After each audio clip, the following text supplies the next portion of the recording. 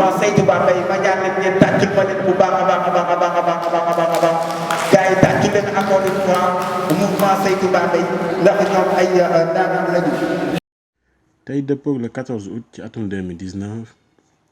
mouvement bi ñu naan saytu Bambey organisé nañ seen assemblée générale fii ci salle des banquets bu mairie bu Bambey li ko waral nag mooy dajaloo ak askan wi nga xamante ni ñooy yeewoo ci dëkku Bambey xamal leen lan mooy saytu Bambey xamal leen saytu Bambey yan yéene la am ci dëkk bi ak saytu Bambey bu jotee dëkk bi nan la ko fas yéenee doxale kon nag ñu bokk dégloondoo lenn ci ñi nga xamante ni ñoo ŋànk saytu Bambey ñu indi ci ay leeral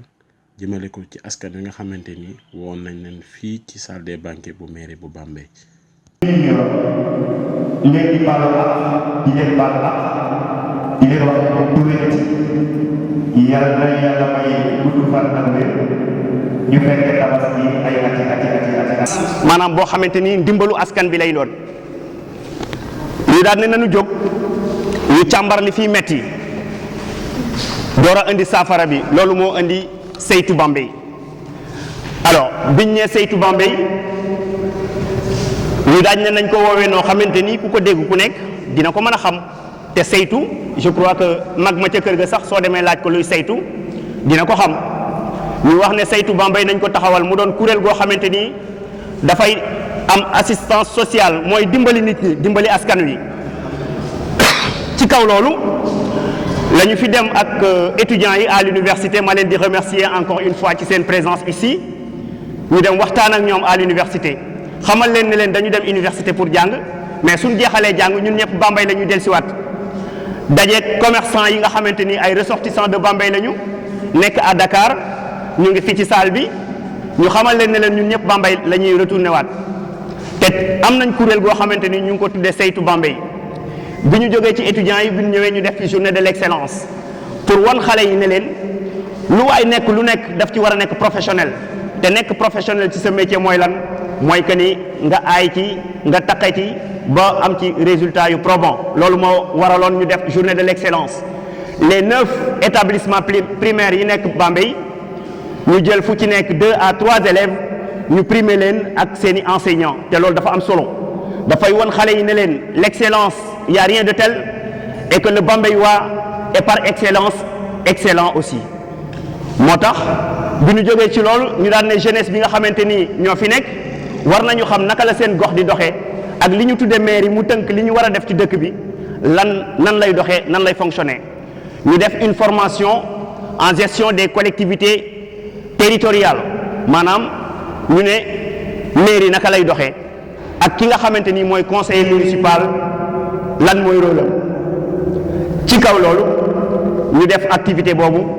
jóge ci tey ñu ne dañuy def assemblée générale bi nag c'était un prétexte pour avoir un face à face avec ñi nga xamante ni ce sont les plus engagés parce que bala ñuy dem ci renouvellement de bureau bala ñuy dem ci installation de bureau am na loo xamante ni c'est un travail de terrain te doomu aadama yi nga xamante ni ñoo jëkk a jóg ba jóg jotee ñooñu ñooy am méritu jiite saytu Bambey te tey bu may wax ñan ñoo jëkk a jóg bi jóg jotee mooy ñi nga xamante ni bi ñu wootee gis na leen muy yéen ñii c'est une bonne représentativité xeebuñu ko d'autant plus que tey ku nekk mënoon na dem taxawal oto sa buntu kër nga meeb sa waa kër ñëpp andi mais non dañ ne nañu bàyyi saytu Bambey à l'appréciation des populations ñi nga xamante ni seen engagement seen détermination seen dévouement dina leen may ñu bàyyi seen temps bàyyi seen jot lu ñu doon def ñu bàyyi ko ñu doxal seen bopp dikkal seen bopp ñooñu ñoo fi nekk tey jëluñu 1000 francs jox kenn jëluñu 2000 francs jox kenn tous ceux qui sont là sont venus par engagement et on vous en remercie même mën nañ leen a bañ a remercier sax parce que da ngeen a gis ne c'est une participation citoyenne war ngeen ko def ngeen def ko lii mooy saytu Bambey kuréel la boo xamante ni ay jeunes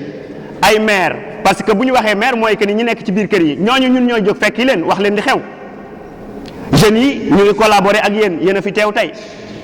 donc ñu xamee noonu ne loolu mooy saytu Bambey bu ñu ko tënkee mu am ay projets yoo xamante ni am na ko pour Bambey parce que vous êtes en train de voir la partie visible de l'iceberg c'est-à-dire ñun ñi nekk devant la scène ñun ngeen di gis mais il y a des dignes fils de Bambey ñu yàlla may leen xam-xam may leen teraanga ñu nekk derrière saytu Bambey taxaw pour jàppale saytu Bambey taxaw pour jàppale Bambey mais ñoom dañ ne bala ñuy mën a jàppale Bambey il faut ñu am benn cadre bu sérieux boo xamante ni lu ñuy def ici au niveau de Bambey ñu mën ko ci def mu mën a feeñ ñu mën ko apprécier ensemble. donc ñi nga xamante ni tey ñoom la ñu woo ñu wuy si ñu voilà sous vos applaudissements le président.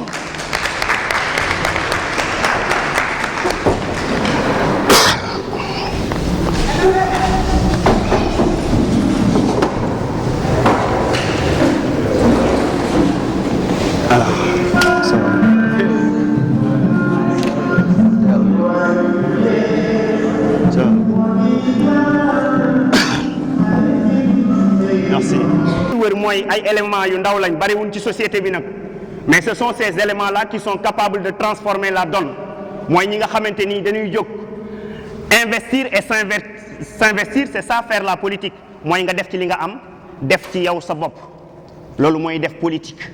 te ñun nag jëluñu politique bi aussi jiital ko on a des actions sociales yi nga xamante ni tey mën nañu banque suñuy baaroom ne def nañ lii def nañ lii def nañ lii et nous avons un programme bien ficelé ici.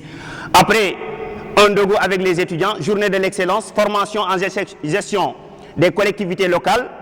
nous avons jugé nécessaire parce que jeunesse bi tey ñu ci bëri dañuy suivre ay cours à distance ñu ne pourquoi pas ñu xool des points stratégiques ñu may leen ce qu'on appelle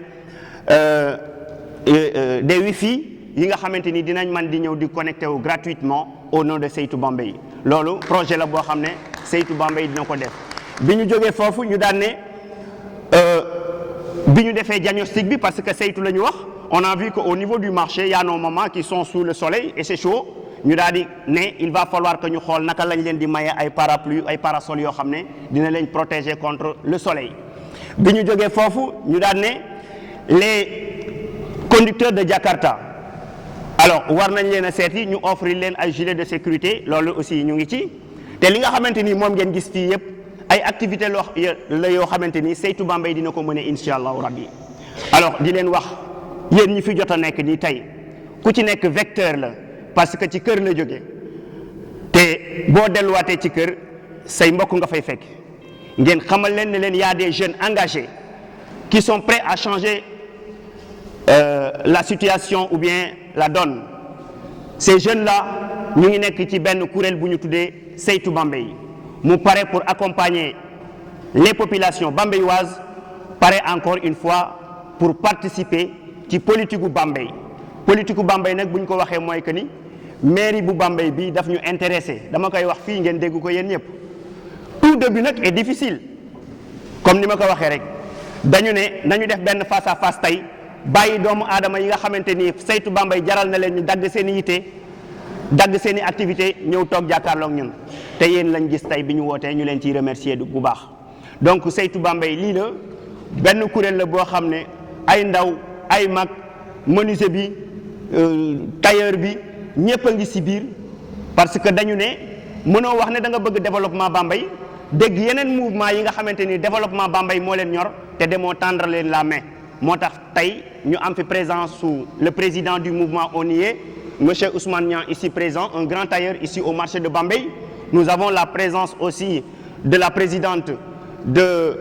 Bambey Ma Fierté qui est un mouvement qui est en train de faire des actions sociales au niveau de Bambey et nous allons encore une fois vers les autres mouvements yi nga xam ne développement Bambey moo leen ñor ni Bambey di doxee moo leen ñor donc lii mooy Seytou Bambey kuréel la goo xamante ni ndaw yi la fi nekkal mag ñi la fi nekkal askan wi la fi nekkal mais kuréel la goo xamante ni aussi pare nañ pour échéance électorale bu amatee fii ñu bokk ci yàllante woon benn nit mooy dem doon conseiller municipal c'est bon le mérite appartient à celui qui essaye bu ñu ouvrirez les hostilités peut-être les autres qui viendront dinañ gën a ñeme dinañ ne pourquoi pas nous et cetera lii mooy vocation Seytou Bambey ma yemale ko fii pour bañ a guddal alors après ñu continuer encore une fois les activités et merci encore une fois vous tous qui êtes là. ñu ciy kontaan bu baax a baax a baax waaye itam ñuy dalalaat bu baax a baax ki nga xamante ne moom mooy suñu président Amadou Sow monsieur Diop ñu ñaan rek ngeen tàcc ko bu baax a baax a baax a baax a baax ndax kat yombul ñoom dañu mel ni nga doon di nga lay jiite ba tax na kon ñu lay sant bu baax a baax di la gërëm ci sa engagement bu ko defee rek comme ni ma koy faral di waxee Seytou Bambey mën naa koo tuddee li nga xamante ni moom mooy melax saytu Bambey mën naa ko tuddee li nga xamante ni moom mooy melax melax dafa am un jour mu doon bëre melax bi ñu bëre ak benn waay le temps que arbitre bi firi ci diggante pied bi ak riir bi melax daaneel na ci waay dem seen kër sant ji ba dikkaat fekk nga waay ji jubagul xam naa ne saytu Bambey ci kanam tuuti noonu lay def li nga xamante ni moom mooy gars yi fi nekk ndax kat li nga xamante ni indil nañu ko war ñu ko tegal incha allah rabbi ñun waa Bambey bu ci taxawee dinañ ci am li nga xamante ni moom mooy ñu gën ba tax na kon ñu ngi leen di jaajëfal bu baax a baax a baax. bala maa def nag di wax ñun li ñu fi jot a réaliser ak li ñu bëgg a réaliser dans le futur dama leen di wax benn réalité ba pare du gis ngeen saal bii ñu toog ku ëpp ak sa feuille yaa ngi yëngal sa mbubb wala ngay wër carton. teen leen xool leen saal bi ni mu mel lii moo ñu metti ñun lii moo tax ñu jug lii lañu bëgg a defar dañoo sonn ci seetaan bi sonn ci xool bi sonn ci di gis nit ñi fayee impôt yi sunu yaay yi nekk ci marché bi chaque jour dinañ leen laaj 100 francs chaque jour ñu fay impôt te terewut mbalit mi bu ñëwee fii xale yu jigéen ñi xam nañ li may wax marché koo ne fa marché mooy cauchemaram kenn bëggatut a dem marché ndax mbalit mi poco poco ji doo am envie togg doo am envie yàq léegi nag yéen gis ngeen ñi fi jot a jaar ñëpp yor dëkk bi ay nit lañ yoo xamante ne nii pour ngeen am accès ci seen kër yi problème la du ngeen wala du ngeen leen xam guddi du ngeen leen xam bëccëg seeni mbokk ngeen di xam ñu nekk ci dëkk bi ñun nag kenn ku ci nekk rek ci ñi toog taxaw fii ak kenn ku ci nekk rek ci ñu bokk ci saytu Bambey su ngeen demee ngeen laaj ngeen ne kan mooy Ramatoulaye Loum di ngeen gis ku leen wax A ba Z sama circuit ngeen xam ba xam nit ku baax la wala doy na ma ci yor réew mi wala kii am nay caaxaan wala déet buñ leen waxee Matar Ndiaye même chose suñ leen waxee Pape Mamadou même chose Marie Diop keneen ku ci mënti nekk rek ku ngeen fi laaj yéen di ngeen am les preuves di ngeen am firnde yi di ngeen xam fi mu jaar di ngeen xam ndax ba xam doy na leen wala doyu leen léegi nag dañ ne ku la dig añ ku la jox añ bu la diggee reer nga war koo gëm bi ñu ñëwee ne dañoo bëgg a yor dëkk bi ñëwuñu fi di mbubboo mouvement citoyen def lu baax loo xam ne njëriñu dëkk bi yépp la boo xam ne ñoom ñoo ko waroon a def defuñu ko yow nga ñëw bëgg koo def dañ lay mettre les bâtons dans les roues maanaam di la galgal ak a teqatal duñ la ba nga dem ak sa te ba kan duñ la jàppale duñ la dimbali metti na torop waaye te koo ci woo du ñëw mais nag ñun loolu duñu dëppe duñu tax a arrière duñu tax a bàyyi parce que ci dëkk bi lañ juddoo fi lañ yaroo te bëgg nañ bu ñu àndateeg sunu gan ba indi ko Bambey mu xam ne ñëw na Bambey nag ñu am fu ñu ko yóbbu am fu ñuy dem fu ñu romb duñu sëgg duñu am quartier yu ñuy moytu loolu lañ bëgg mu deñ fii léegi nag liñ fi jot a def ci lay ñëw jot nañ fee def benn ndogu ak étudiants yi def nañ fi aussi journée de l'excellence ndax dañuy toog ci télé bi rek ne ngàmm di seetaan yeneen dëkk yi ñuy xool seeni meilleurs élèves di leen primer man j'ai été élève dans cette ville là fii ba may def 6e lañ ma gëj a primer te je faisais partie des meilleurs élèves mais ba may def 6e lañ fi gëj a def ay journée de l'excellence di primer booba la gëjoon booba la mujjoon te loolu c'est pas normal Bambey les meilleurs élèves du Sénégal fii la ñu nekk bon c'est pas normal ñu toog ci télé bi di seetaan yeneen villes yi di primer seen meilleurs élèves te gisuñu waa Bambey ñu leen di primer loolu c'est pas normal du tout loolu nag la ñu ñëw comme ñun loolu am nañ ko mën nañ ko ñu ne bon li ñu jot a mën ak li ñu mën a def nañ ko defagum ñu def benn journée de l'excellence jël ci 9 écoles élémentaires yi nekk Bambey ñu primer ci 2 à 3 élèves dans chaque école bi ñuy jógee ci loolu ñu def formation en gestion des collectivités locales maanaam boo naan dama bëgg a yor mairie bi da ngay xam d'abord mairie ba nan lay doxee nan ngeen ci jot a réaliser xaalisub dëkk bi fu ngeen ko dugal léegi nag loolu soo xamul noo koy defee soo xamul yow am na ñoo xam ne sax xamuñu woon ne boobu droit citoyen lambda bu nekk am na ko nan nga koy defee pour nag régler problème boobu ñu def formation bi pour nit ñi xam. ginnaaw leeral yooyu nga xamante ni bàyyeekoo na ci ñi nga xamante ni ñoo yor saytu Bambey ku ci mel ni Matar Ndiaye le coordonnateur madame Ka di présidente commission féminine bu saytu Bambey ak yeneen yi nga xamante ni indi nañ ci ay leeral kon nag ñu bokk dégloondoo lenn ci mouvement yi nga xamante ni nekk nañ fii ci Bambey di ay mouvement yoo xamante ni li leen ñor ñoom tamit mooy développement Bambey ak Bambey jëm ci kanam. man la Ousmane Cissé Niang, président d'honneur des tailleurs du département de Bambey di coordonnateur ONIE bu Bambey. di nuyu monsieur le président Diop ak Matar ak ñi nga àndal ak ñi ko bokk ñëpp ak secrétaire général. c'est-à-dire que am na loo xam ne liñ naan fóot saabu du fóot doo ko mais nag yéen fóot ngeen seen bopp ba pare. parce que ku nekk gis na li ngeen réalisé. parce que xam naa ne bëgg ngeen Bambey te kon nag ku dëkk Bambey bëgg Bambey war na mën a ànd ak yéen liggéey. kon lii moo war a tax dañuy def xale yi war ngeen a ànd en masse koo dégg wax ko sa morom tey li kii Matar wax léegi moom moo si nekk Matar nee na ñi ko gën a bëgg ñoo toog kon nag mais yéen ñi nga xam ne yéen ñoo ko bëgg de da ngeen ci bu ngeen génnee tey da ngeen ku nekk nga diisaat ko sa morom waxtaan ko sensibiliser waat leen nit ñi lii buñ ko defee Bambey da def dañu nit ñi dañoo war a mën a yeewu tuuti xam leen ne Bambey dañuy nax depuis 1900 kenn xam ba ma juddoo ba tey dañuy nax mais boo gisee koo xam ne li muy def mu lenn la kii c'est la réalité war nga mën a ànd ñëw ànd ak moom liggéey man li tax ma bëgg dama bëgg ñëw ànd ak ñoom liggéey ñu changé dëkk bi mairie bi xam ngeen li fi xew yéen benn ci parcelles yi gis ngeen li fi xew gis ngeen leneen li xew ordure yaa ngi fi mbedd yi salté xale yi amuñu formation te loolu c'est très important man dama leen ne xoolal ma j'étais en France mais dama liggéey ci ay société ñëw ci société liggéey ñu ne ma ana sa certificat ba ana sa diplôme may leen man aw moo ko ñu ne mais comment ça se passe nan nga mën a nekk en professionnel te amoo sax diplôme mais booba ñun Sénégal demuñu nen ni dañoo nekk jamono joo xam ne xoolal soo amul kayit amoo dara kon nag man maa ngi leen di ñaax yéen ñëpp yéen saytu Bambey ngeen boole ñu ci seen bilan ci ouvrier yi itam. salaamaaleykum maa ngi leen di nuyu yéen ñëpp ku nekk ci turam ak santam di leen remercier aussi bu baax surtout monsieur Matar Ndiaye parce que si moo ñu contacté depuis boobu defe naa ñun aussi association la buy œuvrer pour le développement de Bambey. association buy œuvrer pour le développement de Bambey Bambey ma fierté la seule différence est que ñoom ils optent pour le politique alors que nous moom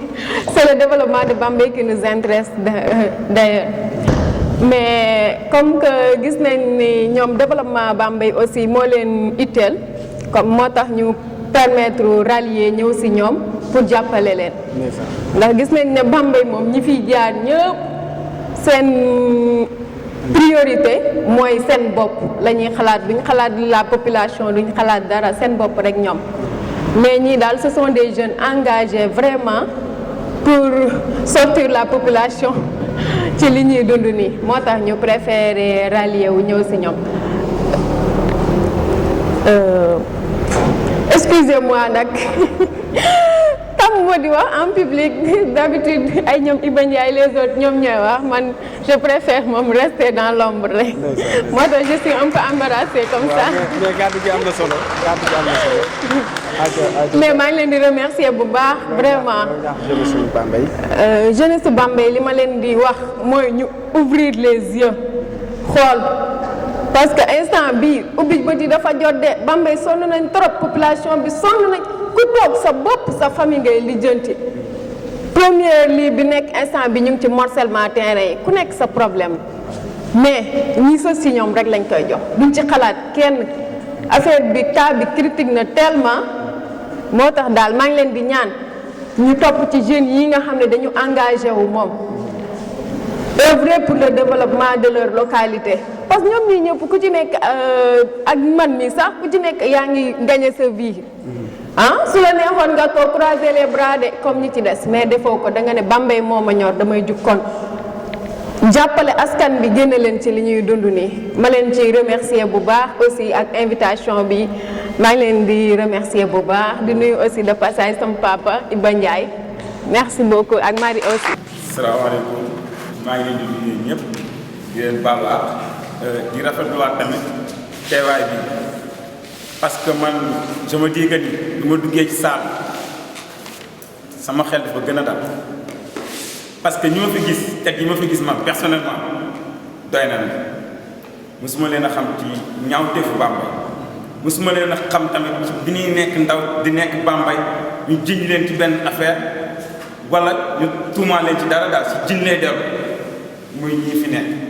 ak ñii fi nekk ci biir ensemble bi yëpp di rafetluwaat lépp kàddu yëpp parce que lépp ngir dimbali Bambey la tamit suñ ko waxee en réalité Bambey dafa dellu ginnaaw te Bambey ñu ngi koy rey politiquement te yaakaar nañ. Merci beaucoup. Bonjour tout le monde. C'est un honneur et un plaisir pour moi de prendre la parole. Et je vais préférer m'exprimer en wolof parce que le français ça entre dans la tête alors que le wolof ça reste dans le cœur. Donc ñu ngi leen di nuyu kenn ku nekk ci turam ak santam di leen baal wax di leen baal aussi ci fête bi nga xam ne ci lañ jóge. Et juste je parle ou non damay wax surtout le collectif des étudiants pour le développement de Bambey mooy CEDD bi moom mooy nekk di organiser pour le vacances parce que je suis le chargé de la communication là-bas et en même temps aussi je suis le coordonnateur du mouvement des étudiants ressortissants de Bambey qui est là-bas au niveau de l'université Cheikh Anta Diop de Dakar et aussi di coiffer étudiants yëpp yi nga xamante ni ñoom ñoo nekk Dakar te nekk ci comment dire nekk ci université privée donc on parle sous le contrôle du coordonnateur qui est là-bas Abdou Khadre c'est le coordonnateur du collectif des étudiants pour le développement de Bambey il est là derrière et je m'excuse aussi du retard parce que juste depuis ce matin dañoo nekkoon ci ay préparatifs di dem ci autorités yi di wax ak ñoom parce que dañoo nekk ci démarche yi pour organisation pour les vacances yi la nekk loolu moo waral aussi retard bi et là je m'envoie désolé aussi par rapport à cela di rafetlu aussi journée bi parce que man dama ne je m'attendais à ce que maanaam salle bi fees mais c'est ça le problème aussi grand frère c'est ça le problème de l'homme Bambey 6 donc aussi dañuy wax mën naa ne aussi du ma wax waa saytu Bambey fi ñu dem dama ne ñu waa saytu Bambey peut-être fi ñu dem ñi ñu informé ñëpp bu ñu ñëwoon duñu xaj ci salle bi mais voilà ñi fi ñëw fees ñu sa salle loolu mooy que ne le verbe n'est pas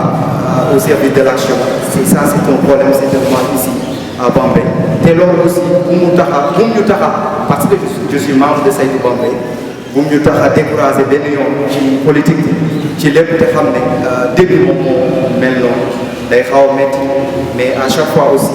da ngay gëm rek ndax aussi nit ki loo gëmul du la jëriñ soo xoolee comment dirais-je les hindous da leen di gis ñoom dañuy jaamu lu ci mel ne ay bant affaire yooyu noonu soo leen xoolee sax da leen di reetaan te mën naa ne dañoo jug gis leen ñu koy jaamu te dañuy dee bàyyi leen ñu koy jaamu lan moo waral loolu foi dañu gëm bant yooyu noonu xërëm yooyu ñuy kii moom moo tax à chaque fois bu ñu ñaanee day suñu borom da koy dogal ñu continuer ba tey di jaamu loolu moo tax aussi je vais employer ça aussi ici mooy que ne nit loo nekk gëmoo ko du la jëriñ donc di wax ne aussi c'est difficile vu le contexte et tout mais nañ ko gëm ne aussi on n'agit pas pour notre intérêt personnel parce que j'ai l'habitude de le dire l'intérêt personnel s'identifie dans l'intérêt général aussi saytu Bambey la ñu wax te je parle sous le contrôle aussi de Matar votre coordonnateur mu ñëwee woon à l'université mi ngi ko doon wax que ne saytu c'est diagnostiqué c'est on va un peu personnifier que ne nit su fekkee da nga ne da ngay je vais me faire diagnostiquer c'est parce que vous pensez que Bambey a mal et que aussi vous avez des solutions par rapport aux problèmes qui gangrènent notre Bambey et je pense que je suis un peu en retard et que les retardataires ont toujours tort mais je pense que vous avez exposé aussi ci loo xamante ne ni ay problèmes yoo xam ne mi ngi gangréné Bambey te aussi saytu Bambey bokk na ci ay préoccupations. xoolee le phénomène Jakarta soo xoolee actuellement les jeunes s'auto-transforment maintenant en jeunes je sais pas Jakarta driver te loolu noonu da ngeen ci war a mën a indi ay solutions soo xoolee l'écrasante majorité yëpp ay ñoo ngi collège ci bëri léegi ay xale lañ te li ci gën a garaaw mooy dañuy mujj chavirer dem ci commencer di tux ñenn ñi commencé di naan ak yu ci ëpp te loolu noonu nekk na benn problème boo xam ne ça gangrène Bambey ak lu ci mel ni l'état de notre mairie xoolal Bambey nu mel par rapport à d'autres villes yoo xamante ni commencé nañ d'école prendre nañ leur envol depuis je sais pas depuis longtemps Bambey nekk bi di produire ay cadres te actuellement regardez l'état de notre mairie ak yeneen bëri na ay emploi yoo xamante ni de passage je vais saluer monsieur Diouf CMD Refa buy def aussi benn travail importantissime ci formation bi au niveau de l'informatique surtout loolu aussi pourquoi pas indi ko ci koñ former jeunes yi ñuy gérer ay multiservices ak yeneen ak suñu lycée technique bëri na donc aussi personnellement c'est un honneur et un plaisir de prendre la parole ici et de répondre par présent. Je le fais parce que votre président, c'est un frère, c'est un ami. On a joué au foot ensemble. On va démb doon ma wax mouvement bi vraiment ma kontaan ci trop di leen féliciter pour le premier pas bi ngeen def vraiment vous avez eu de l'audace quand même parce que ici à Bambey vous savez pertinemment qu'il y a beaucoup de politiciens et il y a des caïds ici. Vous savez ce qui se passe à Bambey gis ngeen suñu dëkk bi ñu mel gis ngeen les espaces non exploités fii Bambey amuñu benn infrastructure jeunes yëpp dem nañ en exode kenn nekku fi donc man li ma leen di ñaan mooy leen liggéey boo koy def day am continuation c'est pas que il est bien beau que ñëw taxaw wax après dem nit da ngay am passif lépp looy def da nga ciy am passif ñun murit boobu laa wax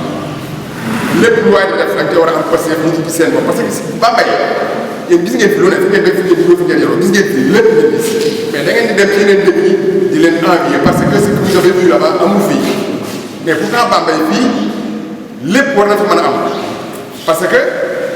ay nit ñu baax ñoo fi nekk ay xale yu bëgg seen bopp ñoo fi nekk ay ñoo xamante ni xam nañ fi ñuy teg seen tànk vous êtes des étudiants ngeen am initiative bu rafet bi nii duñu man lu jàppale leen duñu man lu di leen féliciter di leen. on va tout faire pour vous dissoudre là parce que yéen a doog a door donc na ngeen am passif ci li ma leen di wax na ngeen dëkk aussi te lépp loo xamante ni wax ngeen ko population bi nañ ci teg seen bët di ko gis parce que aussi nit doo wax rek dem fàtte Bambey wala nga nekk ba élection yi ñëw nga ñëw wax li ngay wax jox leen saaku ceeb jox leen xaalis comme ni ñu demee habituellement dem seen yoon on est plus dans ce monde là nit ñi léegi dañuy fi ñun waaye fi ñu lañ bokk donc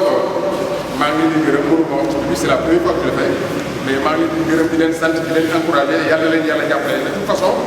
ñun on a un mouvement aussi je vais en parler avec El Hadj Malick ñi ngi nekk seen ginnaaw parce que man je suis à la petite côte foofu la nekk mais dama ñëwoon fii ci tabaski yem ci affaire bi dama waroon ànd ak soxna si sax dem Diourbel tey nuyoo mais El Hadj Malick ma xëy dama ne damay ñëw teewee ba pare après doo ko dem je vous remercie. loo xam ne tey ñu koy def ci defar Bambey man maa ngi ci aspiration politique la pour nga koo am bu demee ba moom ku ne wax loola mais man sant daal def naa ko ñaax naa leen ci ndax ñaax leen mooy Bambey daf ci am ñoo xam ne nii depuis ay at ñoom la ñuy dégg di leen déggaat dafa war a jeex dafa war a jeex dafa jot jeunesse bi jël seen avenir en main defar Bambey waaw bàyyi ay affaire ay séddale xar séddale ceeb séddale grand bu loolu daf fi war a jeex waaw loolu laa ko wax jël nag bu waaye sant leen gërëm leen toog waaw di leen ñaan yoo xam ne dafa bokk ak nit mu jël ko def ci posam fu la ñu am pour yàq nga am fayda ko taxaw na mu dëkk daal wasalaam.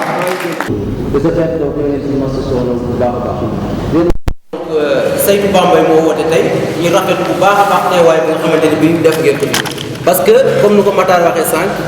ñi fi ñëw mën nañ ne bëriwuñ mais n'empêche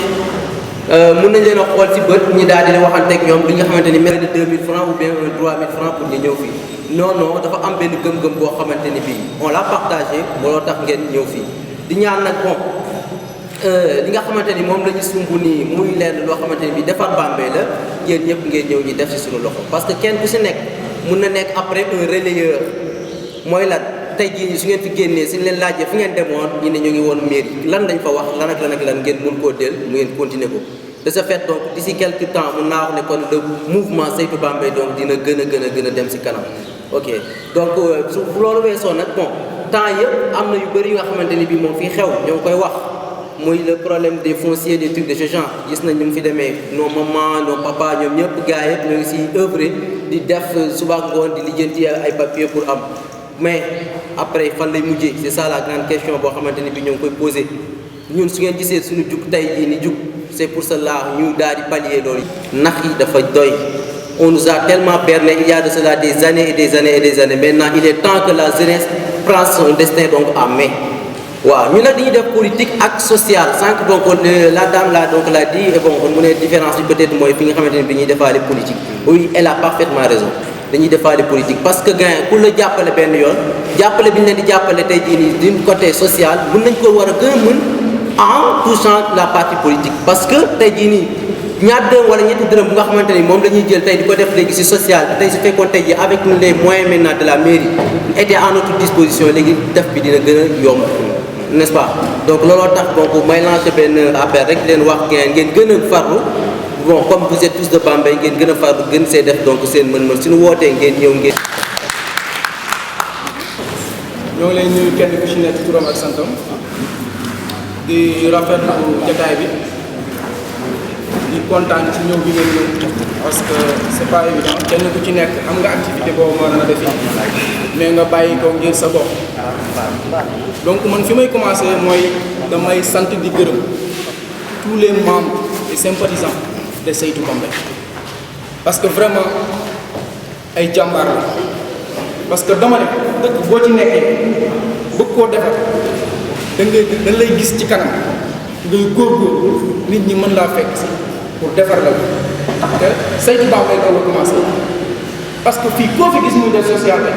dafa def politique ba am leen mooy qu'il faut doo ko def social te ñii defuñu ils n'ont pas fait ça dañoo commencé ci social pour dem ci politique man parfois dama naan Saytu Bambey c'est à 80% social te loolu dafa am solo dëkk Bambey dama ne tey jii sax bu ñu fiy tase dañoo waral kenn ku ci nekk booy ñëw nga takk banderole rouge mais nii dafa ruus képp kuy doomu Bambey juddoo Bambey yaroo Bambey màgg Bambey am ay diplôme wala nga am xam-xam bëgg a seetaan Bambey bu continuer yi képp kuy doomu Bambey am xam-xam rek war nga ruus a bàyyi Bambey mu mel nii te li may wax je précise bien même je suis un politicien comme tout le monde mais nag je ne suis pas un politicien comme tout le monde su ma waxee loolu dafa am lu tax may wax Bambey li fi nekk ci politicien kenn xamul lu toll tous les jeunes de Bambey koo wax ne dama bëgg a politique ndax lan dama bëgg a am oto dama bëgg a am terrain dama bëgg a draguer des filles de gauche à droite di fexe dañuy dem sax bay osé ne dëkkuñu Bambey c'est une honte man je suis de Thiaroye mais fii laa am fii laa dëkk fii la samay mbokk nekk je suis conseiller municipal à la mairie de Thiaroye pourquoi parce que li fi nekk néexuma moo tax mënuma cee dugg bi ma gisee li ma gëm li nga xamante ni mooy doxal Bambey je suis prêt à laisser tout pour venir ici te loolu dafa am solo en plus loolu ci sécurité Bambey parce que sunu nag frères yi sunu tonton yi suñu jeune frères yi nga xamante ni ñooy dawal ay Jakarta kenn ku ci nekk yaa ngi dawal Jakarta amoo gilet guddi gi da ngay daw oto bi nekk sa kanam mën na bañ a bàyyi xel sax yow la mais boo solee gilet rouge bi bu defee parfois dina xam ne lii nii si la gën donc Saytu Bambey dafay œuvrer pour le développement de Bambey kon donc j'appelle à tout le monde à ce que ñu jàpp ci Saytu Bambey mu jëm kan di leen remercier yéen yëpp ñëw fii parce que kontaan na naaj bi tàng na mais yéen a ngi toog di déglu. ginnaaw loolu nag ñu bokk dégloondoo ki nga xamante ni mooy njiitu Saytu Bambey di Pape Modou Diop di président Saytu Bambey moom tamit mu dikk ci doxalinu Saytu Bambey. Mes chers amis, mes chers concitoyens, je voudrais tout d'abord vous transmettre les salutations les plus chaleureuses de la part de l'ensemble de la coalition Saytu Bambey. Je voudrais aussi remercier toutes les organisations ici présentes, que ce soit des organisations de la société civile ou bien des organisations politiques. Remercier aussi en particulier le mouvement ou bien les mouvements On y est et le mouvement Bambey Sa Kanam et le mouvement Bambey Ma Fierté. C'est vraiment en fait un plaisir de vous accueillir aujourd'hui pour partager avec nous ces moments de discussion sur les enjeux majeurs qui nous concernent tous. Je voudrais aussi remercier l'ensemble des organisateurs de cette cérémonie, en commençant par Matar et toutes ses équipes. Parce que organiser une telle mobilisation à un surlendemain de la Tabaski, c'est quand même montrer la détermination et l'engagement que vous avez en direction de votre localité. Je voudrais vraiment vous remercier très sincèrement pour cela, au nom de l'ensemble de la coalition. Aujourd'hui, c'est un moment fort.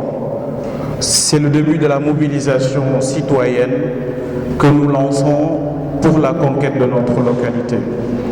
Car oui, la jeunesse de Bambey sommes fatigués de voir d'année en année. C'est pourquoi nous devons nous mettre en ordre de bataille dès aujourd'hui, en pensant chaque jour à toutes celles et ceux qui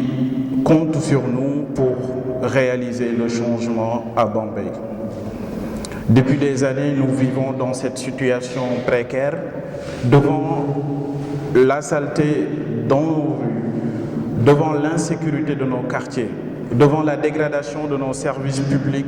locaux. Pourquoi Bambey ne progresse pas malgré ses atouts, ses forces et la détermination de ses habitants à s'en sortir? Nous pensons que Bambey mérite mieux. Et nous le disons avec force, aujourd'hui, ça suffit de courber la tête face aux difficultés. Nous avons besoin de transparence, d'écoute, de concertation sur les grandes décisions qui nous concernent tous. Nous avons pensé en tant que fils de Bambey que nous devons prendre les choses en main, que nous avons le devoir de chercher de nouvelles alternatives pour un Bambey meilleur, pour un nouveau Bambey. C'est pour cela, nous, jeunesse de Bambey, par la coalition Saytu Bambey, avons décidé d'être candidats aux élections municipales de 2019, Inch'Allah, afin d'incarner cet espoir de changement.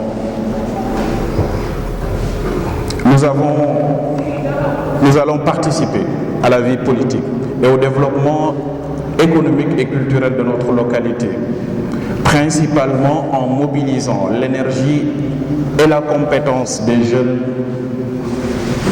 et les compétences des jeunes sous la bénédiction et les conseils de nos aînés, ce qui est extrêmement important. Notre ambition est de redonner de l'espoir, de convaincre les Bambeyoises et les Bambeyois qu'il est non seulement possible, mais surtout urgent de tourner la page et de redonner un nouveau souffle à notre localité. Ça suffit d'accepter l'insécurité, la saleté, la marginalisation de notre ville. Ça suffit d'avoir une équipe dirigeante qui s'occupe d'elle-même avant de s'occuper des intérêts des populations. Nous ne croyons pas à la fatalité de l'échec. Avec vous tous, mes chers amis, nous avons la conviction qu'ensemble, nous pouvons faire mieux. Et c'est habité par cette conviction que nous souhaitons profiter de ce premier rassemblement pour d'ores et déjà fixer quelques priorités de Saytu Bambey à l'égard de notre ville. Mais d'abord, notre programme. Notre programme s'articule sur 3 axes. Le renforcement de la planification stratégique communale, notamment en vue de créer des emplois et des revenus durables. 2. L'implication des acteurs locaux dans le développement local en s'appuyant sur une gestion participative. 3. Modernisation et simplification des services administratifs au niveau communal. Pour la conception de notre programme, nous avons commencé par mettre en place une équipe dédiée, exclusivement dédiée à l'élaboration du programme. Une équipe performante constituée par des experts, des spécialistes dans tous les domaines qui intéressent le développement de Bambey, mobilisés par un enjeu collectif fort, animé par un niveau d'exigence réciproque et élevé, avec une part belle donnée à la créativité, tant dans ce qu'elle produit que dans le processus de production d'idées nouvelles pour notre localité. Cette équipe est autonome, complètement autonome, responsable et auto-organisée. Nous avons procédé dans un premier temps par collecter les données qui révèlent tous les problèmes que vivent les populations bambayoises. Cette collecte a été réussie par le biais de sondages, mais aussi à travers nos visites de proximité. Nous avons fait une classification de ces problématiques selon leur thème et nous nous sommes accordés à développer ces thématiques suivantes: l'éducation, la santé, le développement économique, ça veut dire entrepreneuriat, emploi et bénévolat, l'eau, l'accès à l'eau, l'énergie, tout ce qui est électrification, culture, animation locale, transparence et bonne gouvernance, un point extrêmement sensible et qui actuellement fait défaut. La gestion des déchets, l'habitat, citoyenneté et vivre ensemble, le cadre de vie, voirie et transport, information et modernisation de notre administration, la sécurité et la solidarité. Donc voilà les thématiques qui seront développées en détail dans notre programme, que nous allons présenter peut-être dans les prochaines rencontres. Nous allons réserver vraiment des rencontres qui seront dédiées à la présentation du programme, où vous verrez les détails de toutes ces thématiques. Mais avant cela, voici 3 combats que nous vous proposons de mener ensemble. Notre première priorité, c'est faire de notre ville une ville plus solidaire, une ville plus belle, plus propre et plus sûre. Bambey est une ville populaire qui mérite le meilleur. Elle mérite un cadre de vie plus agréable et des services publics de qualité. Les services publics sont notre bien commun. Ils sont les garants de la cohésion sociale et de la solidarité. Ce n'est pas le cas aujourd'hui. Vous pouvez tous le constater. Dans une ville aussi jeune que la nôtre, nous devons agir pour la réussite de tous en faisant de l'éducation une priorité. Nous proposerons au conseil municipal d'investir davantage pour nos écoles. Certains bâtiments doivent être réhabilités et il faut mettre à la disposition des élèves ou même des étudiants des transports en commun assurant la navette jusqu'à leur établissement. Bambey doit être une ville populaire et solidaire, mais aussi une ville plus dynamique et attractive. Le combat pour la propreté de notre ville, c'est un combat majeur qui devra être mené. Lorsqu'on se promène dans nos rues, le constat est toujours le même. Notre ville est sale, les ordures s'entassent dans les rues. Il n'y a aucune raison pour que nos rues soient jonchées de détritus. Pourquoi ne pas mobiliser davantage d'agents municipaux sur le terrain et mieux équiper les rues de poubelles à la disposition de chaque ménage? C'est cela, améliorer le cadre de vie des Bambayoises et des Bambayois. Répondre rapidement aux désagréments du quotidien, rendre notre ville plus belle, c'est aussi se préoccuper de la qualité des rues et de l'éclairage public. Veiller à l'éclairage public, c'est aussi lutter contre l'insécurité de nos rues. Il y a les plus humbles pour qui la sécurité est la première liberté. Rendre notre ville plus belle, c'est enfin encourager les initiatives citoyennes et non les freiner. Vous pouvez tous le constater aujourd'hui dans notre dans notre ville. À chaque fois que des jeunes prennent leurs responsabilités pour proposer de nouveaux projets à la municipalité, ils sont freinés par l'équipe actuelle, ce qui est totalement en contradiction avec les intérêts des populations.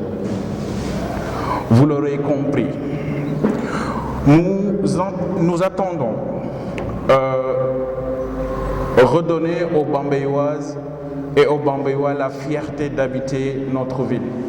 Nous entendons leur redonner de l'espoir à quoi ils ont droit. Une ville plus belle, plus propre, plus sûre, plus solidaire et plus attractive. Mais pour cela, chers amis, rien n'est possible sans une gestion financière irréprochable.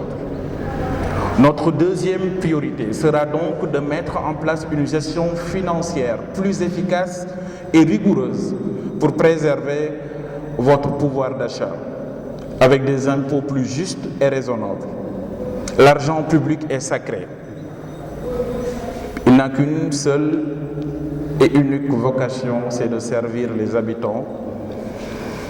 de servir leurs besoins et de servir l'intérêt général.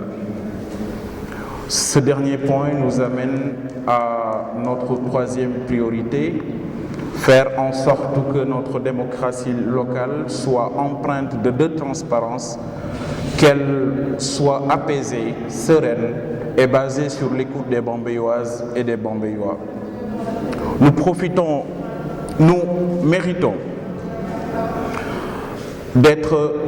davantage associés aux décisions qui nous concernent. Il faut une révolution des pratiques. C'est le seul moyen de redonner confiance dans l'action des élus. Partager le pouvoir ne nous fait pas peur. Travailler en équipe est une impérieuse nécessité. C'est une chance pour notre ville de mieux impliquer ces populations. Nous voulons une démocratie participative, c'est-à-dire prendre en compte l'avis des populations sur les projets qui les concernent avant de décider et de rendre compte de manière régulière aux habitants des décisions prises. Améliorer le cadre de vie des Bambéyoises et des Bambéyois, s'appuyer sur une gestion financière rigoureuse et efficace, mettre en place une démocratie locale moderne et transparente. Il s'agit des priorités, mais rien ne se fera sans la participation des habitants de Bambey, sans la participation de vous tous. Dans les prochains jours, nous allons continuer à aller à votre rencontre. Nous allons continuer à vous écouter. Nous bâtirons un projet municipal en écoutant vos attentes, vos espoirs, mais aussi vos refus. Nous avons besoin de votre soutien et de votre implication. Nous appelons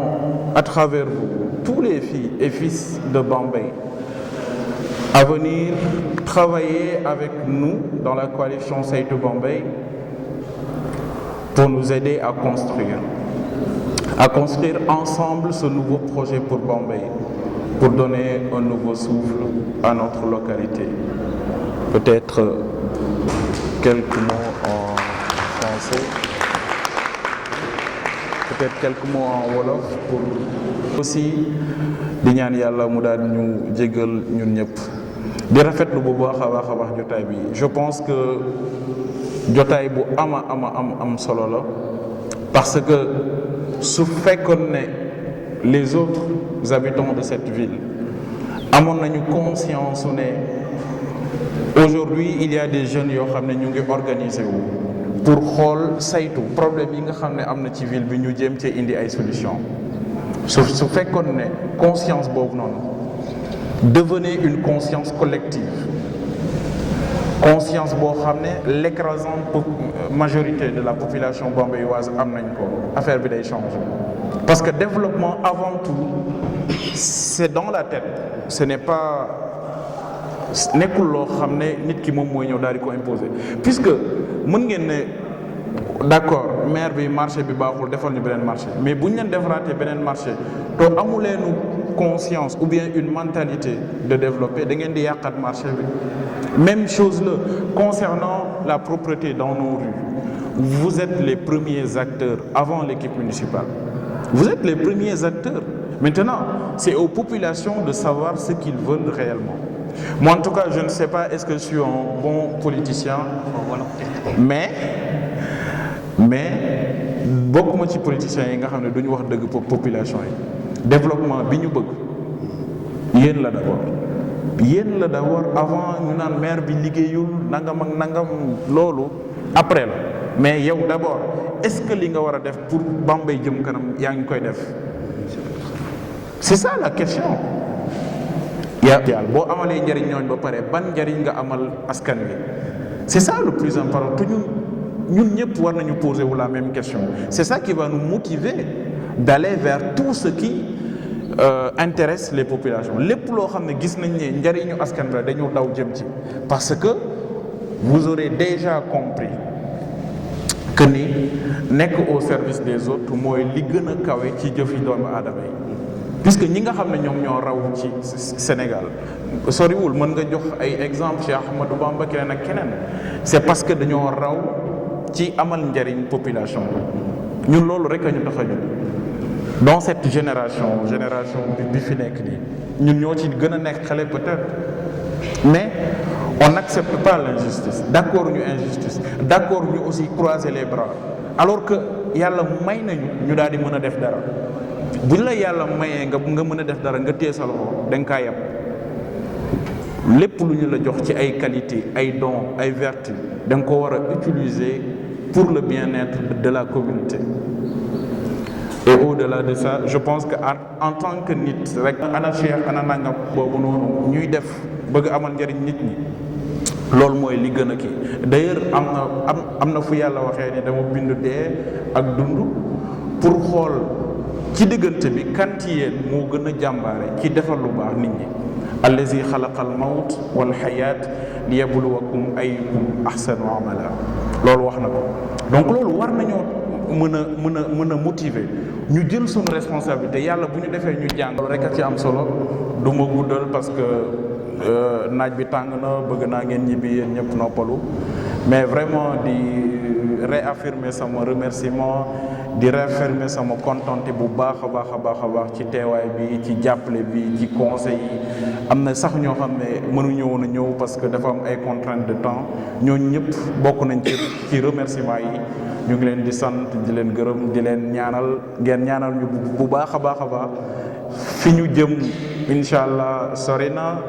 metti na mais incha allah bu ñu yeggee di ngeen xam ne njariñ lu rëy la pour sunu localité donc merci beaucoup à tous.